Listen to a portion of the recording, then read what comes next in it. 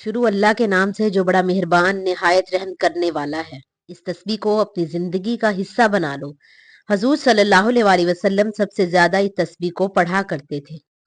अफसोस है लोग ये तस्बीह नहीं पढ़ते। मोहतरम नाजरीन, ये वजीफा करने से इंशाअल्लाह अगर आपके घर में रिज्क की तंगदस्ती है, अगर आप माली तौर पर बहुत ही परेशानी का सामना कर रहे हैं या आप बेरोजगार हैं, आपको जल्द ही रोजगार मिल जाएगा। आपके घर में तंदस्ती ने घेरा डाला हुआ है, आप कर्जे के नीचे दबे हुए हैं, कर्जा आपकी जान नहीं छोड़ रहा है, आप आए दिन कोई ना कोई माली परेशानी का सामना आपको करना पड़ता है। आपने ये अमल करना है।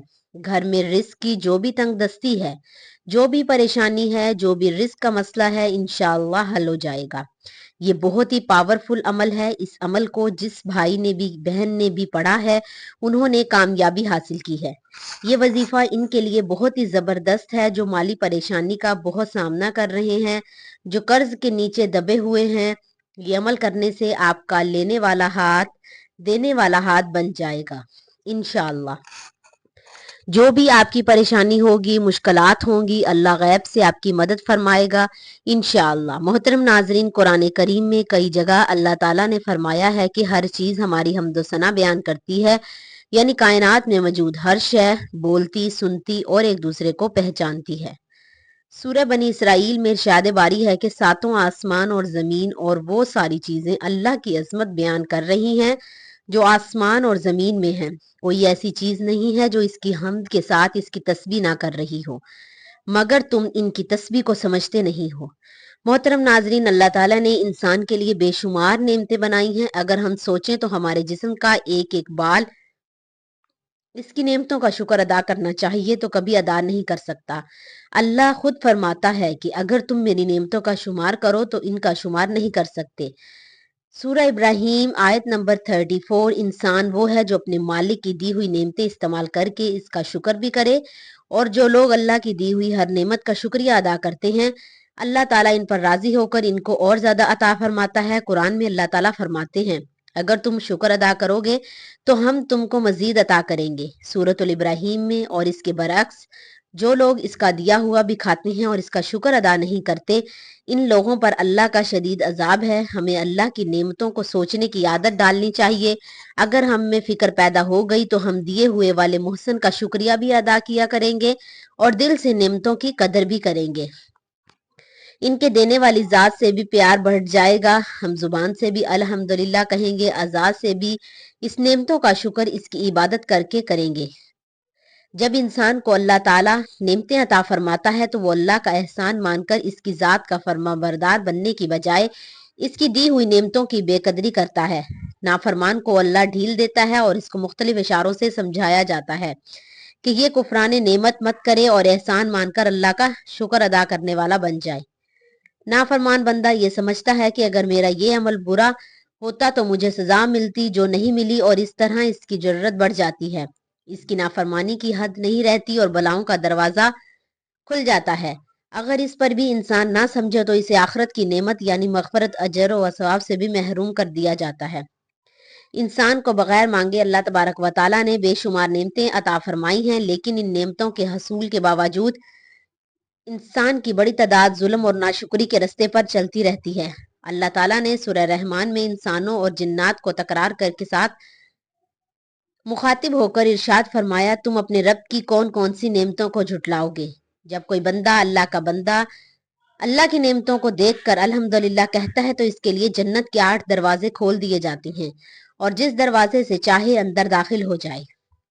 एक मर्तबा अल्हम्दुलिल्लाह कहने से 30 नेकियों का सवाब मिलता है। इसकी बरकत जमीन व आसमान के दरमियान खला को पार कर देती है। दूसरी बार अल्हम्दुलिल्लाह कहने से इंसान से अनवारो सातवां तबका आसमान से लेकर 7वें तबक जमीन तक भर जाते हैं। तीसरी मर्तबा अल्हम्दुलिल्लाह कहने से अल्लाह खुद इसकी तरफ मतवज्जो होता है। इंसान बड़ा नाशुक्रा है, इसकी हिर्स इसको नेमत की कदर नहीं करने देती। जो तकदीर में नहीं इसको नेमत समझता है और इसके लिए तदबीर करता फिरता है। नेमतें मिलने से कबल और बाद कलब की वही हालत रहे जो पहले थी। अगर अल्लाह को छोड़कर नेमतों में मशगूल रहे اور اس کو بھول جائے تو وہ نعمت چھین لی جاتی ہے۔ اسی طرح حسد اور ناشکری بھی نعمتوں اور نیکیوں کو برباد کر دینے والی ہے۔ جب بھی اللہ کوئی خدمت اپنے بندوں کو عطا فرمائے تو اس کا شکریہ ادا کرنا چاہیے اور پریشانیاں ختم ہو جاتی ہیں۔ مسلمانوں کو جب کوئی دکھ اور غم اور عذاب پہنچتا ہے تو اللہ اس کے ذریعے اس کے گناہوں کو معاف فرما دیتے ہیں۔ اس سے بندے کو گھبرانا نہیں چاہیے۔ اللہ تعالیٰ نے ارشاد فرمایا، بے شک اللہ رب العزت صبر کرنے والوں کے ساتھ ہے۔ محترم ناظرین، سب سے پہلے آپ نے آخری نبی حضرت محمد مصطفیٰ صلی اللہ علیہ وآلہ وسلم پر مل کر درود پاک پڑھتے ہیں، کیونکہ یہ ورد کا حکم میرے اللہ نے دیا ہے۔ ایک دفعہ اپنے نبی حضرت محمد صلی اللہ علیہ وآلہ وسلم کی شان میں درود شریف پڑھ لیں۔ اللہم صلی علی محمد وعلی آل محمد کما صلیت علی ابراہیم وعلی آل ابراہیم انک حمید مجید۔ اللہم بارک علی محمد وعلی آل محمد کما بارکت علی ابراہیم وعلی آل ابراہیم انک حمید مجید۔ ناظرین، درود پاک پڑھنے کے بعد سبحان اللہ و بحمدہ سبحان اللہ العظیم، اللہ ہی کی پاکی ہے، اس کی تعریف ہے، اللہ جو بلند و برتر ہے، اس کی تقدیس ہے۔ ناظرین، یہ تسبیح بہت ہی زیادہ فضیلت والی ہے، اسے 100 بار پڑھنے کی فضیلت ہے، اور وہ بھی صبح کے وقت میں۔ جہاں تک سبحان اللہ و بحمدہ سبحان اللہ العظیم پڑھنے کا تعلق ہے تو یہ کئی روایات میں مروی ہے اور اس کے بہت فضائل ہوئے ہیں۔ مثلا ایک فضیلت یہ ہے کہ میزان میں سب سے زیادہ بھاری کلمات یہی ہیں۔ اس روایت کو بخاری، مسلم، سنن ترمذی، سنن ابن ماجہ وغیرہ نے ذکر کیا ہے۔ بعض روایات میں اسے 3 بار پڑھنے کا بھی ذکر ہے، جیسے حضرت قبیضہ رضی اللہ تعالیٰ عنہ کو فرمایا تھا کہ اسے فجر کی نماز کے بعد 3 بار پڑھ لو تو جسم سے ہر طرح کی بیماریاں ختم ہو جائیں گی۔ اس روایت کو ابو الشیخ نے، ابن سانہ نے عمل الجوم و لیلۃ المم اور مسد الفردوس میں ذکر کیا ہے۔ بعض روایات میں اسے 100 بار پڑھنے کا ذکر ہے، جس کی وجہ سے سمندر کے جھاگ کے برابر گناہ بھی معاف کر دیے جائیں گے۔ اس روایت کو امام ابن ابی شیبہ نے ذکر کیا ہے، اور امام غزالی رحمۃ اللہ علیہ نے احیاء العلوم الدین میں یہ حدیث نقل کی ہے کہ ایک شخص نے رسول اللہ صلی اللہ علیہ وسلم سے عرض کی، یا رسول اللہ صلی اللہ علیہ وسلم، دنیا نے مجھ سے رخ پھیر لیا اور میرے ہاتھ میں جو کچھ تھا وہ کم ہو گیا۔ تو آپ علیہ السلام نے فرمایا کہ تم ملائکہ کی تسبیح اور ہر مخلوق کی دعا کیوں نہیں پڑھ لیتے؟ صحابی نے پوچھا، یا رسول اللہ صلی اللہ علیہ وسلم، وہ کیا ہے؟ فرمایا، طلوع فجر اور نماز فجر کے درمیان 100 بار سبحان اللہ و بحمدہ سبحان اللہ العظیم پڑھ لیا کرو، اس سے دنیا تمہارے پاس نہ چاہتے ہوئے بھی ذلیل ہو کر آئے گی۔ اس کو کثرت سے پڑھیں، انشاءاللہ تمام خراب حالات میں اللہ تعالیٰ آپ کی حفاظت فرمائے گا۔ اور کثرت کا ایک طریقہ یہ بھی ہے کہ ہر نماز کے بعد اول و آخر 11 مرتبہ درود شریف کے ساتھ 111 مرتبہ پڑھ لیا جائے۔